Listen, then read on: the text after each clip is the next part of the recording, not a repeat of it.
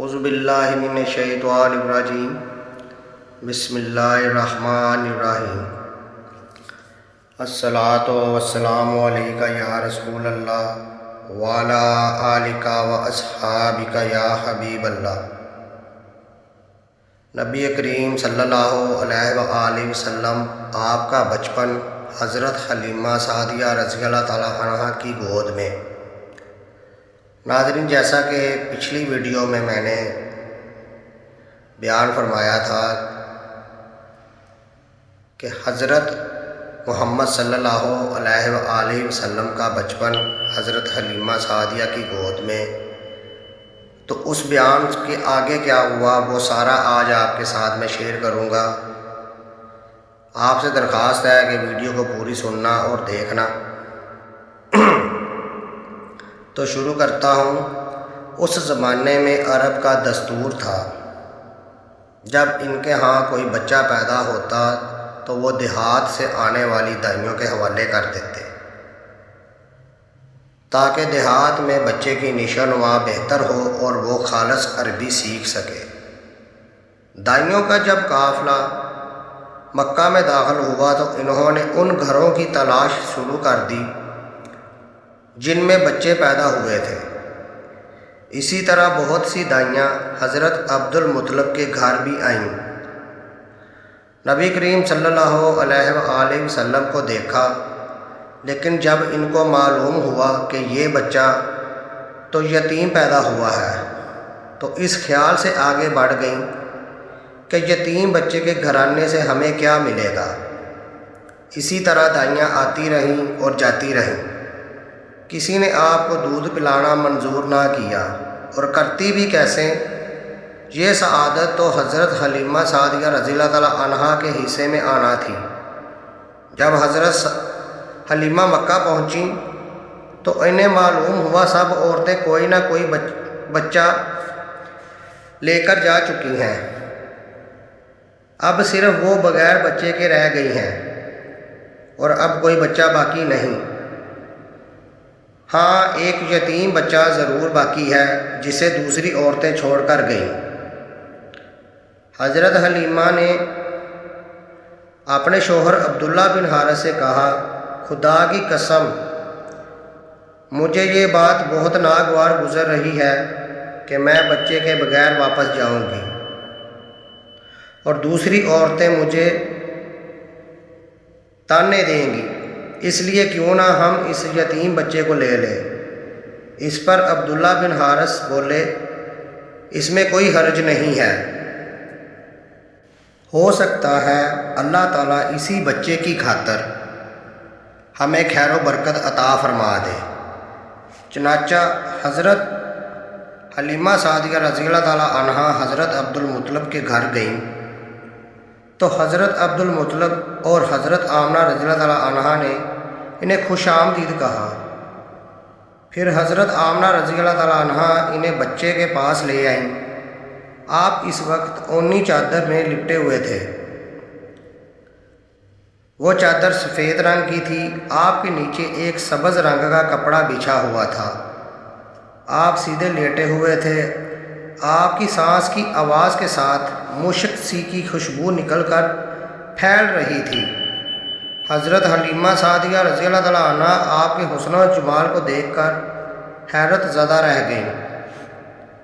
آپ اس وقت سوئے ہوئے تھے، انہوں نے جگانا مناسب نہ سمجھا، لیکن جو ہی انہوں نے پیار سے اپنا ہاتھ آپ کے سینے پر رکھا، آپ مسکرا دیے اور آنکھیں کھول کر ان کی طرف دیکھنے لگے۔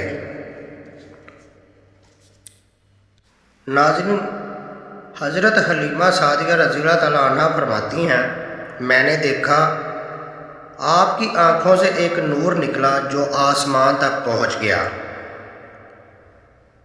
میں نے آپ کو گود میں اٹھا کر آپ کے دونوں آنکھوں کی درمیانی جگہ پر پیار کیا۔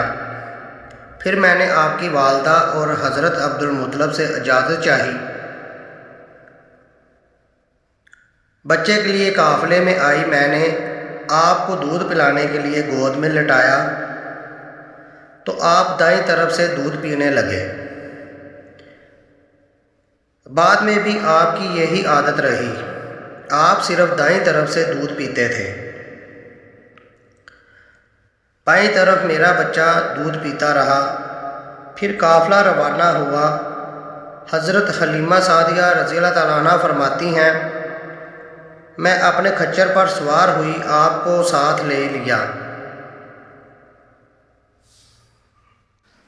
اب جو ہمارا کھچر چلا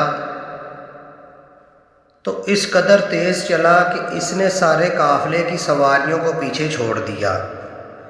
پہلے وہ مریل ہونے کی وجہ سے سب سے پیچھے رہتا تھا۔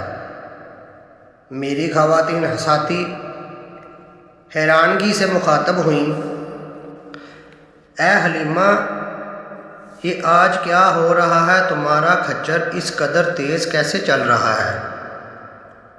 کیا یہ وہی کھچر ہے جس پر تم آئی تھیں اور جس کے لیے ایک ایک قدم اٹھانا مشکل تھا؟ جواب میں ان سے کہا، بے شک یہ وہی کھچر ہے، اللہ کی قسم یہ عجیب معاملہ ہے۔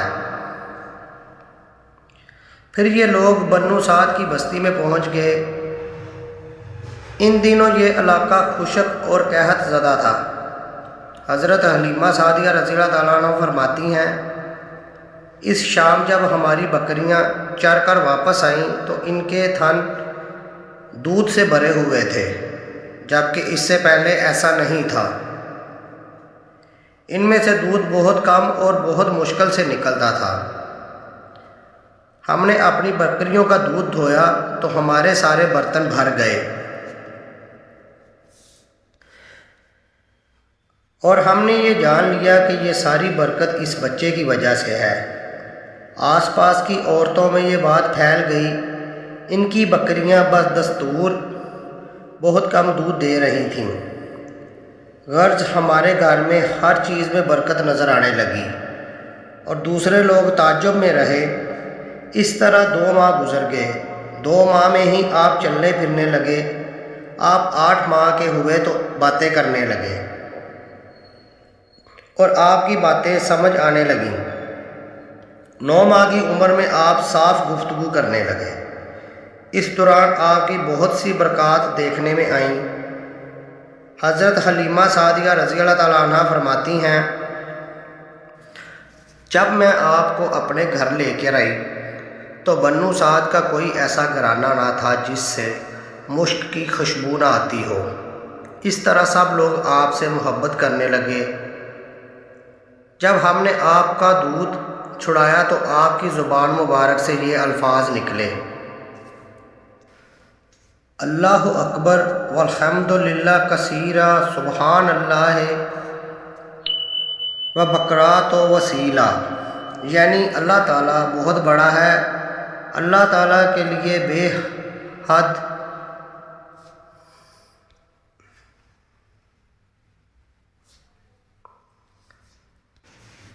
شریف ہے، اور اس کے لیے صبح و شام پاکی ہے۔ ناظرین کرام، پھر جب آپ صلی اللہ علیہ وآلہ وسلم 2 سال کے ہو گئے تو ہم آپ کو لے کر آپ کی والدہ کے پاس آئے۔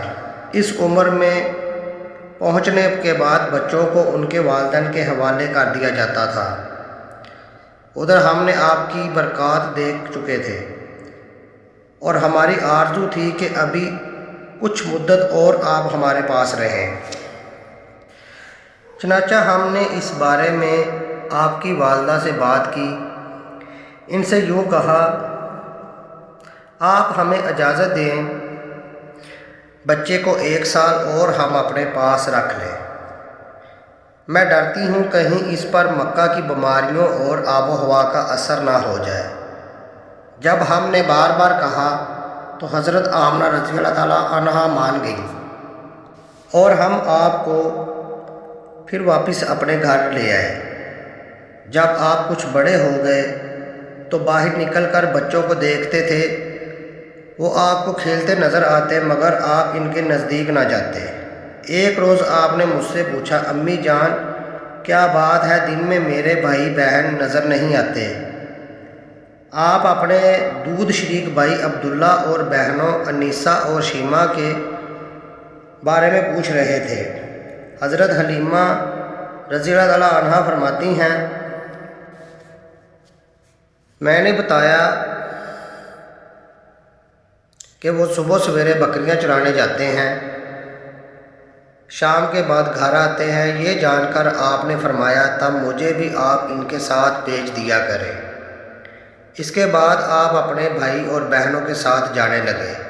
آپ خوشی خوشی جاتے اور واپس آتے۔ ایسے میں ایک دن میرے بچے خوف زدہ انداز میں دوڑتے ہوئے آئے اور گھبرا کر بولے، امی جان جلدی چلیے ورنہ بھائی محمد نعوذ باللہ ختم ہو جائیں گے۔ یہ سن کر ہمارے تو ہوش ہی اڑ گئے۔ دوڑ کر وہاں پہنچے، ہم نے آپ کو دیکھا، آپ کھڑے ہوئے تھے۔ آپ کا رنگ اڑا ہوا تھا، چہرہ مبارک پر زردی چھائی ہوئی تھی، اور یہ اس لیے نہیں تھا کہ آپ کا سینہ چاک کیے جانے کی کوئی تکلیف ہوئی تھی، بلکہ ان فرشتوں کو دیکھ کر آپ کی حالت ہوئی تھی۔ ناظرین، حضرت حلیمہ سعدیہ رضی اللہ تعالیٰ عنہا فرماتی ہیں، ہم نے آپ سے پوچھا کیا ہوا تھا؟ آپ نے بتایا میرے پاس 2 آدمی آئے، وہ سفید رنگ کے کپڑے پہنے ہوئے تھے۔ وہ دونوں حضرت جبرائیل علیہ السلام اور حضرت میکائیل علیہ السلام تھے۔ ان دونوں میں سے ایک نے کہا، کیا یہ وہی ہیں؟ دوسرے نے جواب دیا، ہاں یہ وہی ہیں۔ پھر دونوں میرے قریب آئے، مجھے پکڑا اور لٹا دیا۔ اس کے بعد انہوں نے میرا پیٹ چاک کیا اور اس میں سے کوئی چیز تلاش کرنے لگے۔ آخر انہیں وہ چیز مل گئی اور انہوں نے ایسے باہر نکال کر پھینک دیا۔ میں نہیں جانتا وہ کیا چیز ہے۔ اس چیز کے بارے میں دوسری روایات میں یہ وضاحت ملتی ہے کہ وہ سیاہ رنگ کا ایک دانہ سا تھا۔ یہ انسان کے جسم میں شیطان کا گھر ہوتا ہے اور شیطان انسان کے جسم میں یہیں سے اثرات ڈالتا ہے۔ ناظرین، حضرت حلیمہ سعدیہ رضی اللہ تعالیٰ عنہا فرماتی ہیں، پھر ہم نے آپ کو گھر لے آئے اور اس وقت میرے شوہر عبداللہ بن حارث نے مجھے کہا، اے حلیمہ مجھے ڈر ہے کہیں اس بچے کو کوئی نقصان نہ پہنچ جائے، اس لیے اس کو اس کے گھر والوں کے پاس پہنچا دو۔ میں نے کہا ٹھیک ہے۔ پھر ہم آپ کو لے کر مکہ کی طرف روانہ ہوئے۔ جب میں مکہ کے بلائی علاقے میں پہنچی تو آپ اچانک سے غائب ہو گئے اور میں حواس باختہ ہو گئی۔ ناظرین اکرام، امید ہے کہ یہ ویڈیو آپ کو بہت پسند آئی ہوگی۔ مزید ایسی اسلامک ویڈیو کے لیے میرا چینل نور المدینہ کو لائک اور سبسکرائب کریں، اور آپ اگر اس ویڈیو کو فیس بک پر دیکھ رہے ہیں تو اس کو فالو ضرور کریں۔ تو ملتے ہیں اگلی ویڈیو میں، جس میں میں آپ کو بتاؤں گا کہ حضرت محمد صلی اللہ علیہ وآلہ وسلم کے ساتھ آگے کیا ہوا، کیا پیش آیا۔ تب تک کے لیے اللہ حافظ۔